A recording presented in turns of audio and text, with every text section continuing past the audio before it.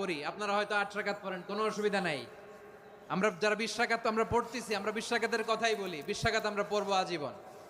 Saudi আরবে মক্কা মদিনায় 20 রাকাত পড়ে, কোনো অসুবিধা নাই। অন্যান্য মসজিদগুলোয় 8 রাকাত পড়ে, এই নিয়ে এদের মধ্যে মারামারি আছে?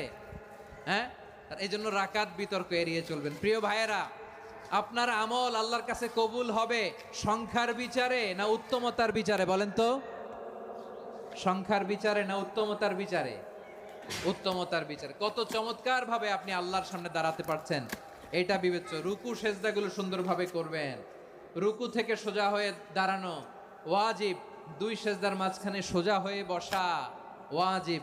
এই তাদিলুল আরকান বাদ দিলে হানাফি মাযহাব মতে সৌ সেজদা দিতে হবে, অন্য মাযহাব মতে নামাজই হবে না, আপনি নামাজই হবে না।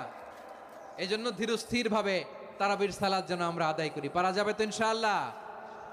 3 নাম্বার, তাহাজ্জুদের সালাত আদায় করুন।